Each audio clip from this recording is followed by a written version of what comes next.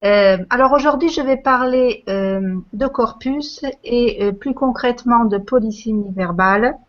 Euh, je m'intéresse depuis quelques années au traitement automatique des langues et plus concrètement à la compilation de corpus, notamment pour le portugais. Pour le portugais, nous avons déjà pas mal de corpus, mais surtout monolingues, donc des corpus journalistiques, un corpus parallèle bidirectionnel littéraire et le corpus opus, je ne sais pas si vous le connaissez déjà, c'est un corpus dont je me sers assez souvent parce qu'il est multilingue et il permet donc d'obtenir des concordances à plusieurs langues, notamment en français, en espagnol, en portugais et des langues plus exotiques comme le russe. Aujourd'hui, j'aimerais vous parler un petit peu d'un projet que nous avons entamé en 2010. Il s'agit du projet Perfide. Alors Perfide parce que chaque lettre correspond à une langue, portugais, espagnol, russe, français, italien, Dutch, donc allemand et anglais. Et c'est un corpus qui donc met en parallèle le portugais dans toutes ses variantes africaines, européennes et brésiliennes avec 6 autres langues, l'espagnol, le russe, le français, comme je l'ai dit tout à l'heure, et d'autres langues apparaissent dans notre projet. Alors, l'avantage de ce corpus, c'est qu'il met en parallèle plusieurs types de textes, littéraires, religieux, journalistiques, juridiques, techniques, et nous sommes en train de travailler maintenant sur la constitution d'un corpus multimédia d'interprétation bidirectionnelle, anglais-portugais pour l'instant, mais nous voulons l'augmenter à d'autres langues. Alors, le projet Perfide présente une interface simple, intuitive, qui permet plusieurs modes de recherche, monolingue, bilingue, dictionnaire, probabiliste de traduction. On va voir ce que c'est dans un moment. Alors l'interface, c'est pas comme ça, hein, je l'ai démontée pour montrer plus rapidement. On choisit en fait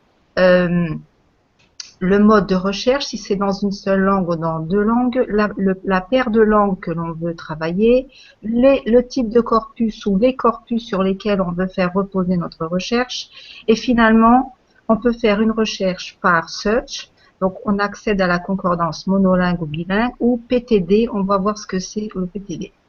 Alors là, j'ai un exemple, par exemple, de concordance monolingue pour le verbe monter, monter l'angoisse, monter mon réseau, monter en conséquence.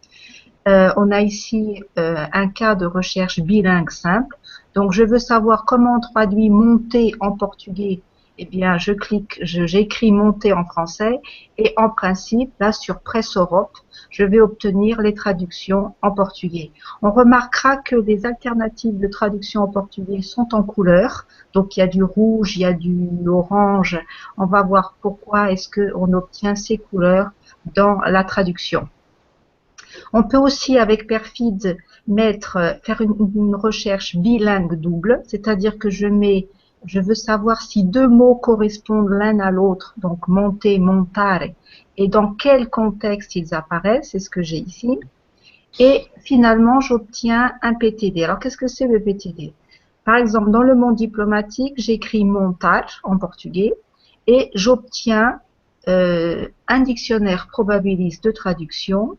Qu'est-ce que c'est? C'est en fait savoir que monter correspond à montar en presque 60% des cas. Et si je clique sur la petite flèche qui se trouve ici, on va voir ce qui arrive. Je retombe sur la concordance bilingue, c'est-à-dire que je vais voir quels sont les contextes où monter correspond à montage.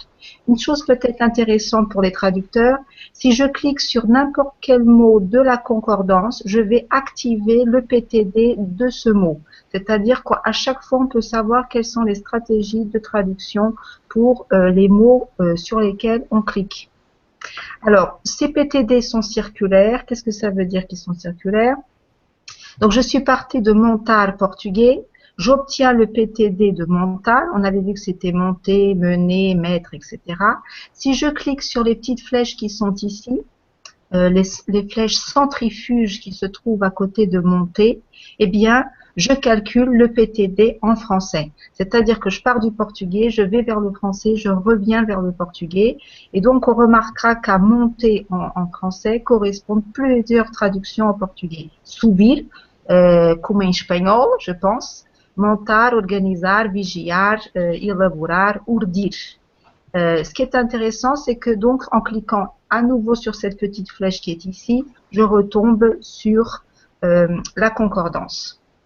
Alors, qu'est-ce qu'on remarque ici? Que évidemment, montar correspond plus souvent à monter que monter ne correspond à montar. Et c'est pour ça que je vais pas expliqué tout à l'heure. Pourquoi est-ce qu'on a du rouge, du jaune et du vert? On a utilisé un système de couleurs pour donner des indications au traducteur. Plus on tend vers le vert, plus le degré de probabilité de traduire un terme par un autre sera élevé. Plus on tend vers le rouge, plus le degré d'équivalence entre les deux mots sera réduit. Alors, monter est donc un verbe polysémique en français. Il ne l'est pas autant en portugais, puisqu'en portugais, on voit qu'il ne correspond qu'à un certain domaine comme montar um negócio, montar uma peça de teatro, montar um espetáculo. Et on a vu en effet que monter en portugais apparaît parallèlement à d'autres synonymes. Alors, la polysémie est un thème qui m'intéresse depuis quelques années parce que c'est quelque chose qui est commun à toutes les langues. Donc, une même forme a plusieurs significations, donc c'est le principe d'économie de la langue, et en général, la polysémie ne gêne pas le fonctionnement de la langue. Pourquoi? Parce que le contexte et le cotexte permettent en général de résoudre ces ambiguïtés et de définir quel est le sens que le mot ou le verbe a dans ce contexte. Alors, je me suis intéressée au verbe faire, qui donc est un verbe très utilisé, peut-être le plus utilisé dans la langue française. Et je l'ai utilisé, par exemple, je l'ai travaillé dans le cadre de la construction se faire, donc le causatif pronominal, et on se rend compte que cette construction en français a énormément de significations, du plus ou moins intentionnel. Donc le sujet peut agir intentionnellement, il se fait retendre la peau, ou il agit sans aucune intention, et là il peut se faire bousculer, se faire pourchasser, et donc on obtient ici une valeur plus passive de se faire. Si on regarde cette construction, par exemple, en portugais, mais on pourrait aussi l'étudier en espagnol, je l'ai fait aussi, ou en russe, on s'aperçoit que généralement la traduction littérale est impossible dans une langue romane comme le portugais et encore moins en russe. Donc le traducteur doit mettre en place plusieurs stratégies de traduction. Je reviens au verbe monter. Alors le verbe monter, est, quand on fait l'étude de la concordance bilingue que l'on obtient dans Perfide, il est associé à plusieurs types de constructions, donc SIN plus V, V plus SIN, etc. On obtient énormément de patrons syntaxiques, et à chacun de ces patrons syntaxiques correspondent plus ou moins donc des traits sémantiques que j'ai essayé d'organiser et de matérialiser à travers des synonymes: augmenter, pousser, gravir, battre, installer, grimper, pénétrer, se rendre, s'élever, etc. En portugais, si on essaie de voir comment est-ce qu'on traduit ça, donc j'ai donné des phrases à mes étudiants pour voir comment est-ce qu'ils, de traduction, donc de notre master de traduction, voir comment est-ce qu'ils traduisaient ces exemples. Eh bien, on s'aperçoit qu'il y a un seul cas en portugais où, on l'a dit tout à l'heure, monter se traduit par montar, c'est-à-dire au sens physique de procéder à un montage. Dans tous les autres cas en portugais, on doit recourir, je pense qu'en espagnol, ce sera la même chose, à d'autres équivalents: aumentar, crescer, subir, bater, criar, subir, trepar. Donc on en a une ribambelle qui arrive. En portugais, donc, une construction intéressante, c'est monter quelqu'un contre quelque chose. En portugais, é voltar-se contra alguém ou alguma coisa. Alors, évidemment, par exemple, le dictionnaire défendre en français apparaît associé à plusieurs significations, notamment défendre le sucre à un diabétique. Ça veut dire prohibir, non é? Prohiber, interdire le sucre à quelqu'un qui a des diabètes. Et en portugais, on ne peut pas donc traduire défendre le sucre à quelqu'un avec defender. Et pourtant, l'un des dictionnaires que je trouve en ligne pour le portugais, c'est au Privera, il donne comme valeur de defender, prohibir, interditar, ce qui est quand même assez étonnant puisqu'en portugais, defender n'a pas ce sens prohibitif qu'on retrouve dans le dictionnaire. Se défendre en mathématiques, En portugais, on devra le traduire par safar-se, desenrascar-se, donc c'est-à-dire se débrouiller, grosso modo, en français. Alors, on pourrait ici donner plusieurs autres exemples de polysémie verbale. Le verbe relever, par exemple, relever le siège, relever des erreurs, relever l'économie du pays, relever la sauce avec du piment, a été relevé de ses fonctions. Cette étude relève de la lexicographie. Et grosso modo, 4 sens pour ce verbe relever. Et la question qui se pose, est-ce qu'on peut employer le verbe relevar en portugais dans toutes ces situations? Eh bien non. En portugais, il nous faut à nouveau recourir à d'autres équivalents de traduction. Aumentar, incrementar, levantar, comunicar, salientar.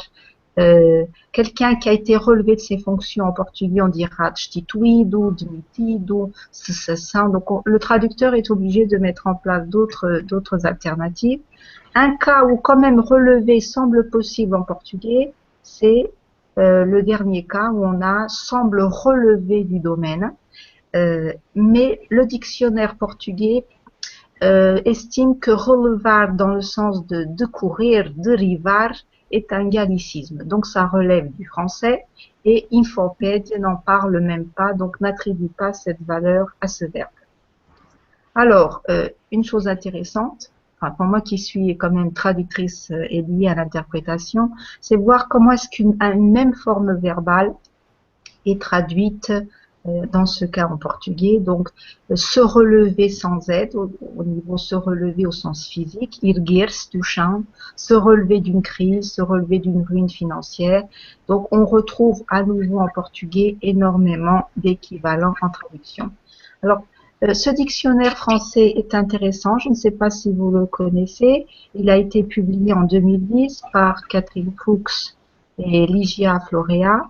C'est un dictionnaire intéressant à plusieurs égards puisque ce qu'on y met, il est très intuitif, très fonctionnel pour les étudiants et il met en valeur les aspects syntaxiques et sémantiques des verbes. Le côté peut-être intéressant de ce dictionnaire, c'est qu'il analyse une même forme verbale à 4 niveaux: phonologique, stylistique, syntaxique et aussi sémantique. Alors pour terminer, je pense qu'on a un petit problème. Pour terminer, on aimerait avec notre équipe commencer à construire un dictionnaire des constructions verbales pour le portugais en version. Il y a un problème. Vous entendez? Vous entendez? Sí, ahora sí. C'est que ça résonne. Alors attendez. J'ai bientôt fini. Donc on aimerait pouvoir construire un dictionnaire pour le portugais avec des synonymes qui, en français, en anglais, en espagnol. Par exemple, chega en portugais serait traduit par dat-se-não en anglais, ça suffit en français, ya basta en espagnol. C'est-à-dire qu'en fait, notre intention, c'est de pouvoir utiliser un corpus. J'ai l'impression que oh là là. Je vais mettre plus bas.